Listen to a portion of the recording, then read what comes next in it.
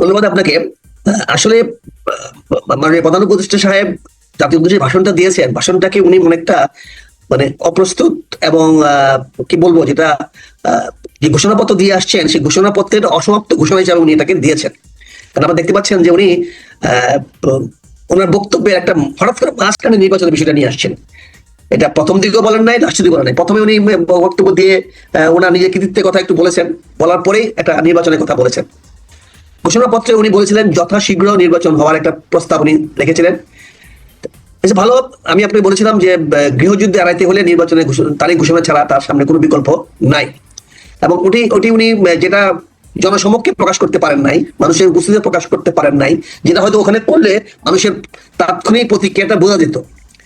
উনি যে ঘোষণাটা টেলিভিশনে এসে দিয়েছেন, এটা যদি আহ, সংসদ ভবনের সামনে যখন জনগণ লক্ষ লক্ষ লক্ষ জনগণ ছিল যেখানে, তারা সঙ্গে উপভোগ করছিল, সেখানে উনি দিতেন, তাহলে কিন্তু তাৎক্ষণিকভাবে জনগণের প্রতিক্রিয়াটা বেরিয়ে আসতো। জনগণ এটাকে কিভাবে নিচ্ছে এটা জানতে পারতাম আমরা, এবং সবাই জানতে পারতো। এবং আমার মনে হয় একটা ইতিবাচক ফলাফল উনি নিয়ে যেতে পারতেন, কিন্তু সেটা না করে উনি সেটা জাতির উদ্দেশ্যে ভাষণ দিয়েছেন। হ্যাঁ, আমরা সমালোচনা করবো না, আমরা সবকিছু সমালোচনা করা তাহলে বলবে যে আমরা যাই করি আপনারা তাই সমালোচনা করেন। আমি ওনাকে ধন্যবাদ জানাবো এবং মোবারকবাদ জানাবো যে উনি নির্বাচনের তারিখটা ঘোষণা করেছেন এবং অত্যন্ত বলিষ্ঠ একটা পদক্ষেপ নিয়েছেন। এবং আমি মনে করি নির্বাচনটি হবে বাংলাদেশের আগামী সমস্যার সমাধানের একটা ইতিবাচক পদক্ষেপ। এখানে কে বিরোধিতা করলো না করলো উনি সে ব্যাপারে ইঙ্গিত দিয়েছেন, বলেছেন এটা বিদেশি শক্তি বা বাইরে থেকে কেউ এটাকে নস্যাৎ করার চেষ্টা করতে পারে। যেহেতু এই ব্যাপারে উনি সজাগ আছেন, কাজে সজাগ যেহেতু আছেন, কাজে এটা নিয়ে ভাবনা কিছু নাই। তবে আমি ওনাকে একদম স্বাগতম জানাবো without any doubt and pros and cons. আমি এটা কোনো যদি ইতি না রেখে, কোনো কিছু না রেখে আমি ওনাকে স্বাগতম জানাবো। এবং নির্বাচনের তারিখটা উনি একদম সুস্পষ্ট করে দিয়েছেন যে ফেব্রুয়ারি রোজার আগে এটা করার জন্য। তবে ধরে নিতে পারছি যে 8 থেকে 10, 12, 15, 12 জুন এর মধ্যে হয়তো নির্বাচনটা হয়ে যাবে। অনেকে সম্ভাব্য তারিখ বলতেছে 12 ফেব্রুয়ারি, এটা হয়ে যেতে পারে। তবে আমি মনে করি এটা বলিষ্ঠ পদক্ষেপ, সাহসী পদক্ষেপ এবং সঠিক পদক্ষেপ যেটা উনি নিয়েছেন, এবং জনগণ এটাকে গ্রহণ করবে। সবকিছু কিন্তু পক্ষে বিপক্ষে মানুষ থাকবেই, কত মানুষ পক্ষে আছে কত মানুষ বিপক্ষে আছে এটাই প্রমাণিত হবে নির্বাচনের মাধ্যমে। এবং নির্বাচনে যদি কেউ বাধা সৃষ্টি করতে চায় তাকে কঠোর হস্তে দমন করাই হবে সরকারের দায়িত্ব, অন্যতম দায়িত্ব। কারণ আমরা সময় নষ্ট করতে চাই না। আমরা এটাকে যত তাড়াতাড়ি সম্ভব, দ্রুত সম্ভব উনি নির্বাচনে চিঠিটা দিয়ে দিবেন। চিঠিটা দিয়ে দিলেই আর অন্যরকম কোনো রকম সন্দেহ থাকবে না। আশা করতেছি পারি ওনার যদি উদ্দেশ্য 100% সৎ থাকে, তাহলে আমি কামনা করব, জনগণ কামনা করবে যে এই চিঠিটা আজকের মধ্যে হয়তো উনি দিয়ে দিবেন। মানে 2 লাইনের চিঠি, এর মধ্যে কোনো কিছু বাদ কিন্তু তো নাই। কারণ এটা তো আমাদের রাষ্ট্রীয় আস্থাচারে, রাষ্ট্রীয় মধ্যে নিয়ম মধ্যে আছে ইসি কমিশন কিভাবে কাজ শুরু করবে, কি করতে হবে। এবং ইসির জন্য এখানে আমি একটা প্রশ্ন করতে চাই। এই যে আপনি বললেন যে নির্বাচনের চিঠিটা দিয়ে দিবেন, এখন আমার প্রশ্নটা হলো যে এই যে বর্তমান নির্বাচন কমিশন আছে, ওনারাই নির্বাচন পরিচালনা করবেন। এর মধ্যে কিন্তু নির্বাচন কমিশনের সক্ষমতা অথবা নির্বাচন কমিশনের আচরণ নিয়ে কিছু কিছু প্রশ্ন কিন্তু উঠেছে। তো আপনি কি এই যে বর্তমান নির্বাচন কমিশন, যদি এদের কোনোই পরীক্ষা আপনি বলতে হয়নি, তারপরে এদের কর্মকাণ্ড কথাবার্তা এসব দেখে আপনার কি মনে হয় যে এই নির্বাচন কমিশন জনগণের প্রত্যাশিত একটা নির্বাচন অনুষ্ঠানের সক্ষমতা রাখেন? আমি মনে করি যেহেতু এই নির্বাচন কমিশনকে নতুন গঠন করা হয়েছে এবং ডক্টর ইউনূস সাহেব গঠন করেছেন, এবং উনি ওনার কালকে বক্তব্যে বা অন্য কোথাও এমন কোনো আভাস ইঙ্গিত দেন নাই যে তাদের কার্যক্ষমতা বা কর্মক্ষমতার উপরে তার কোনো সন্দেহ আছে। তিনি স্পষ্ট বলে দিয়েছেন চিঠি দেওয়ার সঙ্গে সঙ্গে তারা নির্বাচন কমিশন কাজ শুরু করে দিবে। উনি বলেন না, এখানে কোনো স্কোপ রাখেন নাই যে নির্বাচন কমিশনকে পুনর্গঠন করবেন বা একদম সময় নেবেন, সময় নিয়ে নির্বাচন পুনর্গঠন করে তারপরে চিঠি দিবেন। উনি কিন্তু সরাসরি বলে দিয়েছেন যে চিঠি দেওয়ার সঙ্গে সঙ্গে নির্বাচন কমিশন তাদের নির্বাচনের কার্যক্রম শুরু করে দিবে, এবং তারিখটা উনি বলে দিয়েছেন এর মধ্যে হইতে হবে। তার মানে উনি ডাইরেক্টিভও দিয়ে দিয়েছেন, পাশাপাশি উনি নির্বাচন কমিশনের স্বাধীনতা দিয়ে দিয়েছেন, কিন্তু অ্যাক্টিভ ইফ রেখেছেন, মানে একটা বাধা রেখেছেন উনি একটা চিঠি দিবেন, লিখিত চিঠি দিবেন। সেই চিঠিটা আমি মনে করি জাতীয় বৃহত্তর স্বার্থে এবং ওনার কমিটমেন্ট অনুযায়ী যত তাড়াতাড়ি দিতে পারবেন ততই ওনার স্বচ্ছতা প্রমাণিত হবে, ততই উনি যে সিরিয়াস এটা প্রমাণিত হবে। এই জন্য আমি আশা করছি আজকে ওয়ার্কিং ডে এই 2 লাইনের চিঠি ব্যাপারে থেকে বাধা আসে নাই। এবং সবচেয়ে মজার জিনিস হলো গত রাত্রে কিন্তু তাৎক্ষণিকভাবে কেউ এর বিরোধিতা করে নাই, কোনো রাজনৈতিক দল কিন্তু তাৎক্ষণিকভাবে বিরোধিতা করে নাই। এবং এখন পর্যন্ত আমরা যতটুকু জানি কোনো রাজনৈতিক দল এই ব্যাপারে নেগেটিভ কিছু বলে নাই, নেতিবাচক কিছু বলে নাই, কিন্তু বিস্তারিত মন্তব্য তারা তাদের দলীয় ফোরামে আলোচনা করে তারা দিবেন। তো ইনি যদি মনে করেন যে কেউ বাধা দিতে পারে এই জন্য অপেক্ষা করে চিঠি দেরি করেন, তাহলে মনে হবে উনি সুযোগ নেওয়ার চেষ্টা করছেন। তো ওনার সদিচ্ছাটাকে প্রমাণ করার জন্য আমার কামনা থাকবে, আমি যেটা আশা করবো বা জনগণ যেটা আশা করছে সেটা হচ্ছে উনি যত তাড়াতাড়ি বলবো না, আমি বলবো আজকের মধ্যেই চিঠিটা উনি দিয়ে দিবেন। তাহলে ওনার অবস্থানটা জাতির সামনে অনেক পরিষ্কার হয়ে যাবে এবং ওনার পদক্ষেপটা ইতিবাচক এবং ওনার অ্যাকশনটা যে একটা অত্যন্ত বলিষ্ঠ এবং সাহসী এবং উনি সৎ উদ্দেশ্যে মুক্তি বলে দিয়েছেন, এটা জাতির সামনে প্রমাণিত হবে। আচ্ছা, আরেকটা জিনিস, আরেকটা প্রশ্ন হলো, গত বেশ কিছুদিন ধরে যখন তাকে বিএনপি নির্বাচনের রোডম্যাপ চাচ্ছিল, তখন বারবার বলা হচ্ছিল যে আইন শৃঙ্খলার যে পরিস্থিতি, এই পরিস্থিতিতে নির্বাচন করতে হবে। বিশেষ করে জামাতের পক্ষ থেকে যে আইন শৃঙ্খলার যে পরিস্থিতি, এইভাবে নির্বাচন হয় না। তো এখন আইন শৃঙ্খলা পরিস্থিতি খুব একটা উন্নত হয়েছে গত কয়েকদিন অথবা গত কয়েক মাসে, সেরকম দৃশ্যমান নয়। আমি সরকার হিসেবে যখন আমি কাউকে বিচার করার অঙ্গীকার করি, তাহলে সরকার একটা পক্ষপাতদুষ্ট হয়ে যায় এবং সরকার একটা প্রতিপক্ষকে বিচার করার কথা বলতে পারে। বিচারটা ছিল নিরপেক্ষ। আমরা জানি যে বিচার একটা নিরপেক্ষ বিষয়, এখানে সরকার বা বাদীর প্রশ্ন বড় কথা নয়, বিচারটা নিরপেক্ষ ভাবে হবে। কিন্তু ওনার এরকম ঘোষণার মধ্যে এটা আসাটা, এটা এটা প্রতিশোধমূলক হিসাবে অনেকে ভবিষ্যতে হয়তো এটাকে চিহ্নিত করতে পারে, আমার কাছে মনে হচ্ছে। আরেকটা জিনিস মনে হয়েছে, রাষ্ট্রীয় প্রতিষ্ঠানগুলোর পূর্ণ গঠনের অস্পষ্টতা। জি, যদিও সংস্কারের কথা বলা হয়েছে, কিন্তু কোন কাঠামোতে এবং কিভাবে এই রূপান্তর বাস্তবায়ন হবে তা স্পষ্টভাবে উল্লেখ করা হয়নি। উনি সংস্কারের কথা বলেছেন, কিন্তু কিভাবে করবেন এটা এখানে উনি ব্যক্ত করতে পারেন নাই। 4 নম্বর বলছি, বিদেশি রাষ্ট্র ও শক্তির বিরুদ্ধে অভিযোগ। তিনি কিন্তু কোনো সুনির্দিষ্ট কোনো রাষ্ট্র বলে বিদেশি শক্তি, তার মানে এনিবডি আদার দ্যান বাংলাদেশ, বিদেশি শক্তি বলতে সবাইকে উনি মিন করতে পারেন, এটা অনেকে এইভাবে নিতে পারে। উনি বলেছেন ঘোষণাপত্রে বিদেশি রাষ্ট্র ও বহিঃশক্তির বিরুদ্ধে প্রভুত্বের অভিযোগ রাজনৈতিক ও কূটনৈতিক জটিল পরিস্থিতি তৈরি করতে পারে, যা আন্তর্জাতিক সম্পর্কের জন্য ঝুঁকিপূর্ণ। উনি কিন্তু সুনির্দিষ্ট করেন নাই।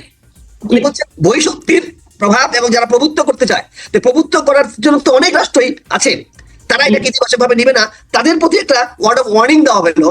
ফলে কিন্তু আপনি বিদেশে বন্ধু কম পাবেন, অবিশ্বাসটা বিদেশির সঙ্গে বৃদ্ধি পাবে।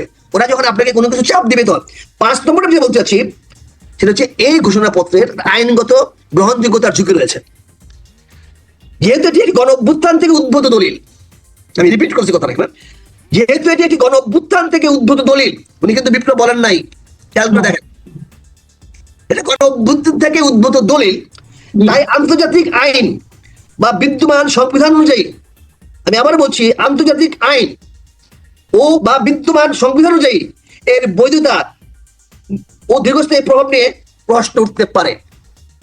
আমরা আগে থেকে বলে আসছি, যদি এটা বিপ্লবী সরকারের ঘোষণাপত্র হইতো, তাহলে আপনি এটাকে একটা আইনগত বা গ্রহণযোগ্যতা ভিত্তি দিতে পারতেন। কিন্তু আপনি বারবার কালকে বলেছেন গণ অভ্যুত্থান, আপনি কিন্তু বিপ্লবের কথা বলেন নাই। তো গণ অভ্যুত্থান হলে কিন্তু আইনগত হয়ে যায় না, বিদ্রোহীরা কিছু করলে সেটা আইনগত হয়ে যাবে, সেটা আইনের মধ্যে নিয়ে আসতে হবে। তো ওনার এই ঘোষণাপত্রটাকে আইনগত গ্রহণযোগ্যতার মধ্যে ঝুঁকির মধ্যে ফেলে দিয়েছেন। না, উনি তো বলেছেন যে এটাকে সংবিধানের তফসিল হিসাবে অন্তর্ভুক্ত করা হবে। এখানে তো আইনগত গ্রহণযোগ্যতার প্রশ্ন, উনি তো ব্যক্তি হিসেবে বলেছেন, বাধ্যবাধকতা নাই। উনি তো বর্তমানে ওনার তো আইনগত ভিত্তি নাই, উনি তো এটাকে প্রোক্লামেশন করেন নাই, উনি গেজেটের নোটিফিকেশন করেন নাই, উনি বক্তব্য দিয়েছেন, প্রস্তাব দিয়েছেন। এটা তো প্রস্তাবনা, ঘোষণাপত্র। এটা তো বিপ্লবী সরকার ঘোষণাপত্র না। উনি সেই সাংবিধানিক সরকার এবং এটা অন্যের কাজে দিয়ে দিচ্ছেন যে তোমরা সেটা আইনে পরিণত করবা। ফলে এটা গ্রহণযোগ্যতা নিয়ে এটা প্রশ্ন আমার কাছে মনে হয়েছে। আপনারা ঠিক আছে, ঠিক আছে, আপনাকে অনেক ধন্যবাদ। আপনি আসলে মানে খুবই আপনার বিশ্লেষণ এবং এটা নিয়ে 30 সেকেন্ড দিলে আমি একটা উপসংহার আনতে চাই। আমি বক্তব্যটা দিলাম, একটা উপসংহার আনতে চাই, যেহেতু আমি পক্ষে বিপক্ষে 2টা পয়েন্টে বললাম। আমি নিরপেক্ষ অবস্থান থেকে 5টা গুড পয়েন্ট, 5টা ব্যাড পয়েন্টকে আমি সিলেক্ট করেছি, সো দ্যাট আপনারা তুলনা করে দেখবেন, জাতি তুলনা করে দেখবে সবাই। উপসংহারে বলতে চাই, জুলাই ঘোষণাপত্র একটি ঐতিহাসিক মোড় ঘোরানো দলিল হিসাবে বিবেচিত হতে পারে। আর এর ভাষা, দৃষ্টিভঙ্গি ও বাস্তবায়ন কাঠামো অধিকতর ভারসাম্যপূর্ণ সমন্বিত হলে এটি গণতন্ত্র ও শাসন সংস্কারে আরো কার্যকর ভূমিকা রাখতে পারবে। এটা ঐতিহাসিক প্রেক্ষাপট ও ভবিষ্যৎ রাজনৈতিক রূপান্তরের মাঝে একটি সংযোগ রেখা টানার প্রয়াস হলেও এর বাস্তবায়ন নির্ভর করবে জনগণের আস্থা, আন্তর্জাতিক সমর্থন ও অন্তর্বর্তী সরকারের দূরদর্শী নেতৃত্বের উপর। আমি প্রেসাইজ হওয়ার জন্য লিখতে দিলাম, প্রেসাইজ হওয়ার জন্য আমার ভাষাটা এদিক সেদিক না হয়ে যায়, যাতে আপনারই বক্তব্যটা একটা দল হিসাবে থেকে যায় এবং আপনি যে আমরা যে সঠিকভাবে জিনিসটা করতে পেরেছি। এই জন্য আমি 5টা গুড পয়েন্ট, 5টা ব্যাড পয়েন্ট নিয়ে তুলনামূলকভাবে আমি আশাবাদী যে এটা একটা ভালো দলিল হতে পারে এবং এটা আমাদেরকে নতুন দিক দিতে পারে এবং এটাকে ভিত্তি করে আমরা সামনের দিকে আগাতে পারি, নেতিবাচক ভাবে না দেখে আমরা এটা নিয়ে আগাতে পারি। কাজে আমি মনে করি, আমি ধন্যবাদ জানাতে চাই ডক্টর ইউনূসকে সবার শেষে এবং সকল রাজনৈতিক দলগুলোকে, তারা একটা ঐক্যমত্যে পৌঁছতে পেরেছে এবং ঐক্যমত্যটা ধরে রেখে বাংলাদেশটাকে একটা সুন্দরের দিকে নিয়ে যাবেন, এটাই রাজনৈতিক দলের নেতৃবৃন্দের কাছে জনগণের প্রত্যাশা থাকবে। আমি তো থাকবেই এবং আপনারও সমর্থন আমি কামনা করব। ধন্যবাদ আপনি আমাকে সুযোগ দেওয়ার জন্য। ধন্যবাদ জামাত। আপনি বেশ খুবই সচেতন থাকেন এবং দূরদৃষ্টি নিয়ে আমার মনে হয় বিশ্লেষণ করেছেন, এবং আমার মনে হয় আপনার এই কথা থেকে আমাদের দর্শকদের মধ্যে একটা চিন্তার খোরাক। প্রিয় দর্শক, আপনারা শুনলেন মেজর আখতার জামাতের বিশ্লেষণ আমাদের জুলাই ঘোষণাপত্র নিয়ে। উনি নিজে হয়তো রাজনৈতিক দলের সঙ্গে জড়িত অথবা জড়িত ছিলেন, একসময় তো ছিলেন আমরা জানি, কিন্তু ওনার বক্তব্য মধ্যে কিন্তু আমি এক ধরনের সার্বজনীন একটা চিন্তার প্রকাশ দেখতে পেয়েছি, এবং উনিও সেটাই চেয়েছেন এই ধরনের ঘোষণাপত্র যেন পক্ষপাত ঘোষণা হয়, কেউ যেন মনে না করে যে আমরা একটা দলকে সাপোর্ট করছি অথবা একটা দলকে এগিয়ে দিচ্ছি, এবং এটা কিন্তু অনেক দিন থেকে যাবে যদি সংবিধানের তফসিল থাকে। তো এই বিষয়গুলো নিয়ে হয়তো আরো আলোচনা হবে। মেজর আখতার যখন আলোচনাটা শুরু করলেন, পরে কে কিভাবে আলোচনা করে সেগুলো আমরা দেখা হবে। তাহলে কি নির্বাচনের সময় এই বর্তমান যে আইন শৃঙ্খলা বাহিনী আছে এদের দ্বারা সম্ভব হবে, নাকি এখানে সেনাবাহিনীকে আপনার লাগানোর প্রয়োজন থাকে? এখানে আইন শৃঙ্খলা রক্ষায় তো সেনাবাহিনী ইতিমধ্যে নিয়োজিত আছে, এবং সেনাবাহিনীকে কিন্তু উইথড্র করা হবে না হবে এটা কিন্তু বলা হয়নি। এছাড়াও আগেও বলে দেওয়া হয়েছিল যে আগামী নির্বাচনে 60,000 সেনাবাহিনীকে নিয়োগ দেওয়া হবে, বিষয়টা পরিষ্কার। আর গতকালকে একটা সুষ্ঠু সফল অনুষ্ঠান করার মাধ্যমে জাতির সামনে সারা বাংলাদেশে কালকে যারা উৎসব আনন্দ হয়েছে, মানুষ সবাই ঘর থেকে বেরিয়ে আসছিল, তাতে প্রমাণিত হয়েছে যে সরকারের কাছে আইন শৃঙ্খলা অবস্থিতি নিয়ন্ত্রণে আছে। কালকে কিন্তু কোনো অপ্রীতিকর ঘটনা ঘটে নাই। ফলে আইন শৃঙ্খলা বাহিনী কৃতিত্ব নিতেই পারে যে না, রাষ্ট্রটা তাদের নিয়ন্ত্রণে আছে, যদি পলিটিক্যালি আদারওয়াইজ মোটিভেটেড না হয়, যদি তাদের উদ্দেশ্য অন্যদিকে না যায়, তাহলে আমার মনে হয় আইন শৃঙ্খলা রক্ষাকারী বাহিনী এটাকে অত্যন্ত সুন্দরভাবে কাজটা করাতে পারবে। সবকিছু নির্ভর করে সরকারি সদিচ্ছার উপরে। এবং ডক্টর ইউনূস সাহেব তার জাতীয় উদ্দেশ্যে ভাষণের মাধ্যমে ওনার সদিচ্ছার প্রমাণ রেখেছেন, সদিচ্ছা দেখিয়েছেন। এখন বাস্তবায়িত করতে উনি কতটুকু সদিচ্ছা রক্ষা করবেন সেটা নির্ভর করছে আজকালের মধ্যে। জি, এখন অন্য প্রসঙ্গে যাচ্ছি, একটু অন্য প্রসঙ্গ নয়, মানে একদম খুবই কাছাকাছি প্রসঙ্গ। সেটা হলো জুলাই ঘোষণা। কালকে একটু বৈরী আবহাওয়া ছিল, একটু বৃষ্টি ছিল, এর মধ্যে অনেক লোক মানিক ন্যায়বিনীতে দাঁড়িয়ে দাঁড়িয়ে ডক্টর ইউনূসের ঘোষিত জুলাই ঘোষণাপত্র শুনেছেন, আমরাও টেলিভিশনে দেখেছি। ঘোষণাপত্রটা বেশ বড়ই ছিল, আমাদের একটু বড়ই মনে হচ্ছে। তো এই ঘোষণাপত্রটা আমার ধারণা যেহেতু আগে হয়েছে, আপনি দেখেছেন, আমি শুনেছি এবং স্টাডি করেছি, এই ঘোষণাপত্র নিয়ে আপনার মূল্যায়ন আছে? ধন্যবাদ আপনাকে। এই ঘোষণাপত্র নিয়ে আমি তো কালকে থেকে এটা নিয়ে একটু সিরিয়াসলি দেখাশোনা করার চেষ্টা করেছি। আমি এটার উপরে একটা ছোট্ট নোট তৈরি করেছি, আমি অ্যালাউ করা, আমি সেই নোটটাই পড়ে শুনে তাহলে তাড়াতাড়ি হবে। আমার মতে জুলাই ঘোষণাপত্রটি ছিল একটি অত্যন্ত সূক্ষ্ম রাজনৈতিক দলিল, একটি বলিষ্ঠ রাজনৈতিক দলিল বলে আমি মনে করি, যা 2024 সালের গণ অভ্যুত্থানের পটভূমি, কারণ, ফলাফল এবং ভবিষ্যৎ রাজনৈতিক কাঠামো গঠনের অভিপ্রায়কে তুলে ধরা হয়েছে। এবং এটার মধ্যে আমি 5টি ইতিবাচক এবং 5টি নেতিবাচক পয়েন্টকে আমি আইডেন্টিফাই করেছি। এখানে আমি সময় দিচ্ছি, 5টি ইতিবাচক পয়েন্ট বলেছি, 5টি নেতিবাচক। আমি সংক্ষেপে বলছি, ইতিবাচক 5টির মধ্যে আমি মনে করি এখানে গণ ইচ্ছার প্রতিফলন হয়েছে। প্রথমত আমরা যে দেখতে পাচ্ছি গতকালকে ওনার বক্তব্যের মধ্যে বা এটা ঘোষণার মধ্যে গণ ইচ্ছার যে প্রতিফলন, সেই প্রতিফলন হয়েছে দীর্ঘকালীন আন্দোলন, সংগ্রাম এবং আত্মত্যাগের রাষ্ট্রীয় স্বীকৃতি দেওয়া হয়েছে। একটি জনগণের সার্বভৌমত্ব, গণতন্ত্র, মানবাধিকারের প্রতিশ্রুতির পূর্ণ প্রতিষ্ঠার গুরুত্বপূর্ণ একটি দলিল হিসাবে বাংলাদেশের মানুষের সামনে বহুদিন থেকে যাবে। দ্বিতীয়ত বলছি যে স্বৈরশাসনের বিরুদ্ধে অবস্থান, এটাকে গতকালকে পরিষ্কার করা হয়েছে। ঘোষণাপত্রে একদলীয় শাসন ব্যবস্থা, ফ্যাসিবাদ দমন পীড়ন ও দুর্নীতির বিরুদ্ধে স্পষ্ট অবস্থান নেওয়া হয়েছে, যা গণতান্ত্রিক চেতনার পক্ষে একটি সাহসী পদক্ষেপ। এটাকে আমি মনে করি একটি ইতিবাচক জিনিস। 3 নম্বরে মনে করি সাংবিধানিক সংস্কারের উদ্যোগ। প্রস্তাবে সংবিধানে গণতান্ত্রিক সংস্কারের কথা বলা হয়েছে, যার মাধ্যমে ভবিষ্যতের রাজনৈতিক সংকট এড়ানো এবং গণতান্ত্রিক প্রতিষ্ঠানগুলোকে কার্যকর করা সম্ভব হতে পারে। এরকম সম্ভাবনা একটা উনি কালকে ওনার বক্তব্যে আমরা দেখতে পাই। 4 নম্বর যেটা দেখেছি আমরা, আমার কাছে মনে হয়েছে শহীদদের স্বীকৃতি ও ক্ষতিপূরণ, গণ অভ্যুত্থানে নিহত ও আহতদের জন্য রাষ্ট্রীয় স্বীকৃতি ও আইন সুরক্ষার প্রতিশ্রুতি একটি মানবিক ও ন্যায়সঙ্গত পদক্ষেপ। এটা খুবই মানে প্রয়োজন ছিল এবং এটা উনি পরিষ্কার করেছেন। তাদের মনে করি মানবিক পদক্ষেপটা জনগণের মাঝে একটা ইতিবাচক প্রভাব তৈরি করবে। পঞ্চম যেটা আমার কাছে যে 5টিকে আমি হাইলাইট করেছি, এই জন্য 5টি বলছি। পরিবেশ ও ভবিষ্যৎ প্রজন্মের অধিকারের অঙ্গীকার, ভবিষ্যৎ পরিবেশ ও জলবায়ু সহিষ্ণু, অন্তর্ভুক্তিমূলক ও টেকসই উন্নয়নের অঙ্গীকার বর্তমান বিশ্বের চাহিদার সঙ্গে সামঞ্জস্যপূর্ণ। ওনার যে উন্নয়নের যে ধারাবাহিকতা, উন্নয়নের যে একটা ডক্ট্রিন উনি দিয়েছেন, এটা কিন্তু বিশ্বের সঙ্গে গ্রহণীয়। এই 5টি ছিল মোটামুটি, আমি অনেকগুলো ইতিবাচক পয়েন্ট আরো আছে, কিন্তু আমি 5টাকে আলাদা করেছি। এই 5টি পয়েন্ট আমার কাছে মনে হয়েছে ইতিবাচক বলতে পারি। আমি আমার 5টি এর পাশাপাশি 5টি নেতিবাচক আমি রেখেছি কম্পেয়ার স্টাডির জন্য, আপনাদের জন্য হয়তো ভালো হতে পারে। প্রথমেই ছিল রাজনৈতিক পক্ষপাত দুষ্ট ভাষা। আচ্ছা ওনার যে ভাষাটা ছিল সেটা ছিল রাজনৈতিক পক্ষপাত দুষ্ট ভাষা, যেটা মানুষের কাছে কাম্য ছিল না।